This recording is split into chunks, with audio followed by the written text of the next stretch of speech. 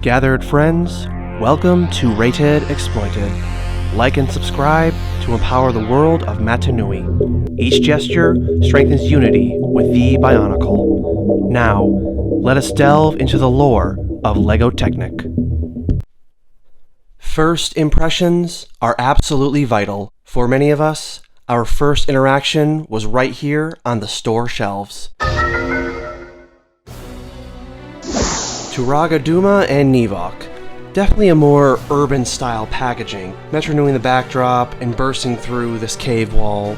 What I especially love are the outstretched talons, because Nevok is in the pose of a striking bird of prey. One thing Bionicle didn't do much compared to standard LEGO was showing mock-up builds, but in place we have combiner models, giving you more incentive to buy all the sets in order to complete it. The backdrop aesthetic of Metronui's geographical map really adds to the figure and is an excellent contrast, while blue is a more cold color. On the very top, we have 3 screenshots of Legends of Metronui, as well as the fact that DVD/VHS is not included. I will admit, if that was the official box art of the DVD, I'd be okay with that. Minimal, but striking nonetheless. Moving on to my favorite box set of 2004, Lecan and Kikanalo. Very unique. Strange to see that in comparison, light versus dark definitely gives the impression good guy, bad guy. But in association with Makuta the Imposter, this makes all the more sense. I think LEGO went for this design strictly because it would be a better aesthetic, especially in regards to a Toa. In fact, would have made sense if he added a gold box, but the contrast definitely shows, so kids can easily associate him with a Toa. The side is minimal, but pleasing. I do appreciate the number below the LEGO logo, especially if you're stacking in a warehouse, much like a DVD would. But I think this is inaccurate, because Kikanalo is slightly larger than Lecan. Yeah, it's even apparent on the box art. This shows the action feature. Dual blades combining into his board. Ah, the Kanoka Club. I do recall, and I have a fond memory for it. I have to admit, this design is very similar to a Metronui disc, the Ko-Metru disc. Even on the back, Nadiki, Kreka, and Turagaduma and Nevok are in the blue backdrop, what we associate with the villain of the 4 large figures, released in 2004. And last, official screenshots of Metronui, and even the box art itself. I have to admit, 4 prominent scenes within the movie. Vakama releasing the Toa Stone, Lecan acquiring the Toa Stone, the Toa being accepted by Metonui, and the event following the first discovery of a mask power. 2005. Introduction of the playsets and first Bionicle minifigures. I've always liked these, and they only got better within the following 3 years. It essentially allowed for doing large set scales with traditional LEGO. Battering Ram is a simplistic set, but I have fun with it. It's totally functional, love the minifigures, even the color scheme is good. I think my favorite aspect has to be launching the magma ball. Toa Hortica roll call. All 6 are included with this particular set. Though, I have to say, looking at the backdrop of Metronui here, most of it is in green, and you can even pick out the webs up here. In regards to 2005, in Metronui being covered with all the webs and corruption, over Vakama specifically, I like to think of it as a liminal type of take. But ultimately, 2005 gives me the aesthetic of loss and corruption, which totally describes it. And I proved myself wrong. This shows a completely alternate build. Curious if that's in the directions. It does not show the alternate build. So is the internet the only answer in finding that assembly? That's a beautiful cover. So minimal and just a compilation of various images. No subtitle, just a number. None other than the Queen of the Visorak herself, Rudaka. Must say, the LEGO logo in the bottom right reminds me of another LEGO venture, one that wasn't nearly as successful. Surprisingly, it advertises the second movie atop as opposed to the third. I vastly appreciate the two options down here, combining both Kitongu with Rudaka, and then Sidorak with Kitongu. Together they form Vaporak. I don't even think I've ever seen that single set on a store shelf. Might have been a Toys R Us exclusive. 2008. An iconic design for packaging. Did LEGO do this to save money? And have a cheaper plastic for the center? If so, really paid off. It's made all that much better by the BIONICLE logo molded into the top. Even separate, there's no confusing whatsoever.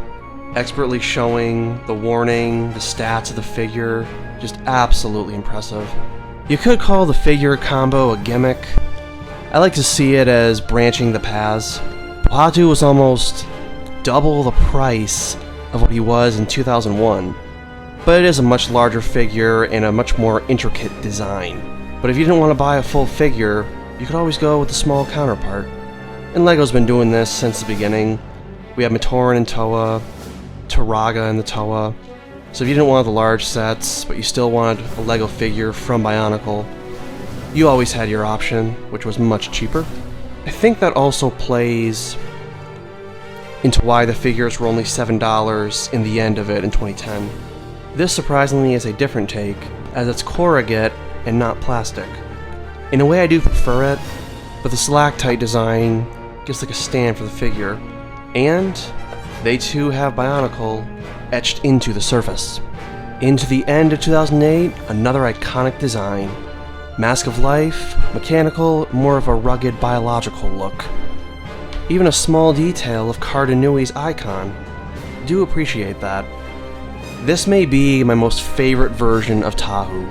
Super detailed, a lot of functionality. Even the Midak, did I pronounce that right? Midak? I sure hope so. Biocode. I don't remember that. I also adore this shade of red. It's darker and higher contrast than his original design, but lighter than what was introduced with Fakama in 2004.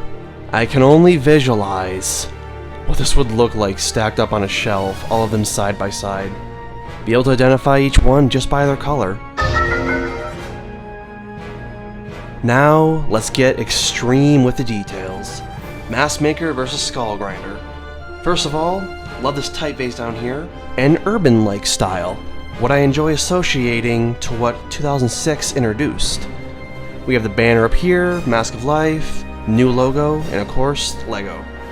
Much better location up here, as opposed to down here. So we have Akimu and the Skull Grinder, facing off against the mask, which apparently he just forged by this. Makoto in the background with two twin moons.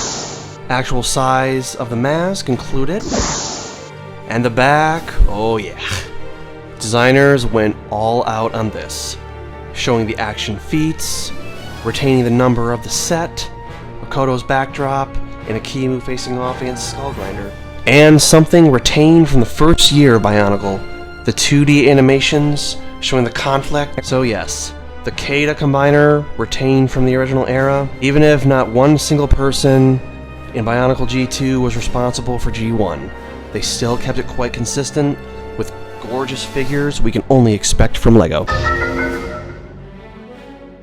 Akimu in his hero form, a gorgeous set, using his crystallized armor with gold and gray as a contrast. Love that he's crushing a mask under his foot, showing he means business. One thing the original era of BIONICLE never did, but even in stores in 2016, I never saw them displayed as such. They were always flat there on a shelf. The back has even more detail. We have the same mountain, the mask that was under his foot, the actual mask size, and the action feet. So he has a rotating torso. I did not fully realize that. I cannot get enough of that typeface. It's absolutely gorgeous. It's textured, has a gradient, is outlined, and even shadows. I don't know how they achieved it, but it definitely gives the crystal-like look associated with what his figure is constructed with. Now, I'm ready to conclude with a true blast from the past, and my first interaction with the toy line. Yes, none other than the introduction of the McDonald's figures. Went with Motoro as my very first figure. Good job introducing you to the toy line and all that will be involved. But they are truly LEGO toys, compatible with any of the BIONICLE figures, or Technic parts in general. These are still floating around the internet, including the 2007 and 2006 box designs. I love to make an observation. Jala, Kongu, Huki, and Motoro all became Toa in the same team in 2006. So, this is only the first appearance of these Matoran. Truly love the Find a Power tagline, and I can't forget, live the adventure. I like to interpret the rusted How of Machinui being like Christian Faber going through his chemotherapy. Much like the chemo kills the cancer, the irradiation destroys metal. This is my second delve into box art of BIONICLE. As an artist, I appreciate the amount of graphic design put in each year from beginning to end. This is a rated, exploited endeavor. And remember, find the power, live the legend.